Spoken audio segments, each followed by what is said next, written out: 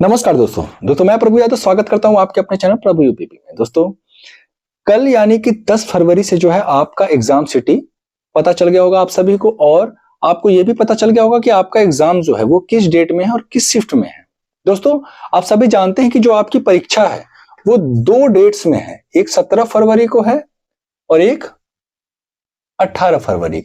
ये दोनों डेट्स में है और दोनों ही डेट्स में 2 पालियों में आपका पेपर जो है वो कराया जाना है। ठीक है, ये आप सभी जानते होंगे।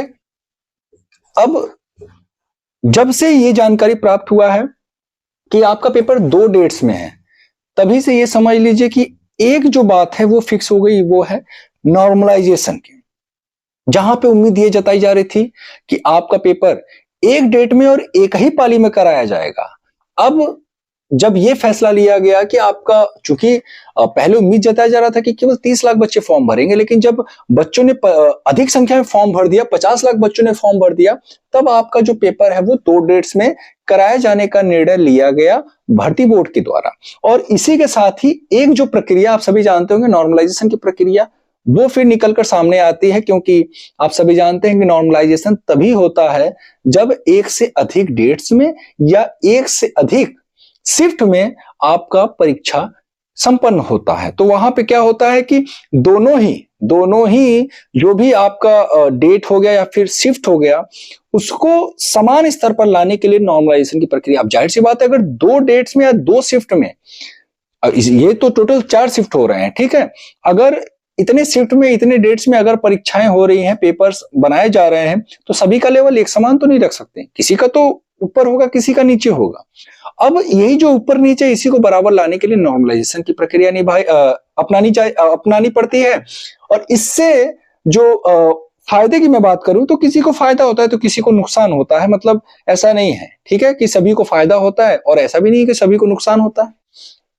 तो दोस्तों बात यहां पे ये निकल कर आती है कि ये जो नॉर्मलाइजेशन हमारा है, जो नॉर्मलाइजेशन है, इससे किस डेट के बच्चों को जो है फायदा होगा।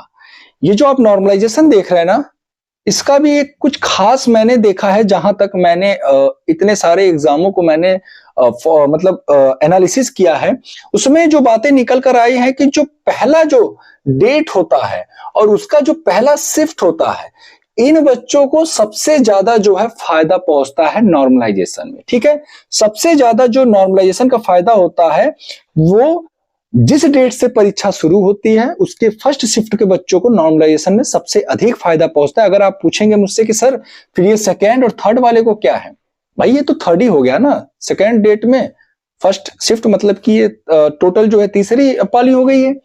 लेकिन इन तीनों की मैं नहीं बता सकता हूं, लेकिन ये जो फर्स्ट वाला है ना, इनको फायदा जरूर पहुंचता है। उसका रीजन क्या है उसको मैं बताता हूं। देखिए, चूंकि ये जो बाद वाले जो एग्जाम है, जो बाद वाले जो पेपर है, इसमें बैठने वाले जो बच्चे होते हैं, इनको कहीं ना कहीं पेपर का एक आभास हो जाता है और उनको ये पता चल जाता है कि हाँ, किस तरीके से जो है पेपर बनाया जा रहा है, और जो एग्जाम पैटर्न है उसी के अकॉर्डिंग क्वेश्चंस रखे जा रहे हैं या फिर थोड़ा सा जो है उसमें फेरबदल किया जा रहा है। लेकिन ये जो फर्स्ट शिफ्ट वाले बच्चे हैं, ये अनभिज्ञ रहते हैं, इनको ये बिल्कुल फ्रेश माइंड के साथ जाते हैं, इनको डायरेक्ट वहीं पे जाकर के पता चलता है। और ऐसा भी देखा गया है, अक्सर मैं बता रहा हूं कि ये जो फर्स्ट शिफ्ट वाला पेपर है ना, ये बाकी सब की अपेक्षा जो है आसान भी आता है। ठीक है, बाकी सब की अपेक्षा आसान भी पूछे जाते हैं इसमें जो प्रश्न होते हैं। आप इस चीज को नोट कर लीजिएगा। मैं ऐसा, अब इसका मतलब ये नहीं कि आप बिल्कुल पढ़ाई वढ़ाई बंद करके बैठ जाओ, लेकिन आप सभी बच्चे जिनका भी 17 फरवरी के फर्स्ट शिफ्ट में पेपर है, आप सभी मेहनत करिए, बहुत अच्छे से अच्छा स्कोर ला सकते हैं आप। और भी ऐसा भी नहीं है मैं बाकी तीनों पालियों को मैं जो है कि डिमोटिवेट कर रहा हूं। भाई अगर आपका अन्य अन्य 3 पालियों में अगर पेपर है, आपको देना ही है, लेकिन जो फैक्ट है, जो तथ्य है, वो मैं आपके समक्ष रख रहा हूं। हमारा वाला जो पेपर था, जो 41,520 की जो हमारी वैकेंसी थी, 41,520 की, उसमें भी मैं बता दूं इसी तरीके से पेपर हुए थे, 4 शिफ्ट में हुआ था। और 19 वाला जो था, 19 का जो सेकेंड वाला शिफ्ट था, उसको रद्द किया गया था। रीजन था कि उसमें जो है पेपर आउट होने की वजह से उसको रद्द करना पड़ा था, और उसके बाद उसी को बाद में कई शिफ्ट में कराया गया था, ठीक है, अक्टूबर माह में। तो उस समय क्या हुआ था कि उस समय भी जो पेपर हुआ था वो 18 और 19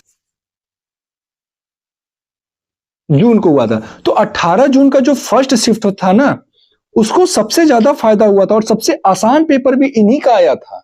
सबसे आसान पेपर भी इन्हीं का आया था और सबसे ज्यादा जो फायदा पहुंचा था नॉर्मलाइजेशन में वो इन्हीं को पहुंचा था। तो आप सभी बच्चे जो भी प्रश्न करते हैं कि सर नॉर्मलाइजेशन में सबसे ज्यादा फायदा किसे पहुंचेगा, तो नॉर्मलाइजेशन में सबसे ज्यादा फायदा किसको पहुंचेगा? 17 फरवरी के फर्स्ट शिफ्ट में।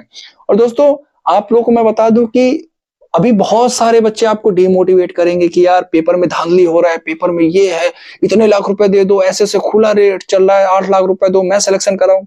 जो बच्चा ये कहे ना, तुम सीधे जाके उससे से कहो, तुम गारंटी किस किस बात पे, तुम किस बेस पे ये बात कह रहे हो, ठीक है? उसके पास कोई तथ्य नहीं है, वो भी सुनी सुनाई, वो किसी और के कान से मुंह से सुन रहा है, वो किसी और के मुंह से सुन रहा है, और सब जो है सुन सुन के सुनी सुनाई बात पे जो है आपको डिमोटिवेट करेंगे और इससे सीधा सीधा डिस्टर्ब होगा आपका पढ़ाई।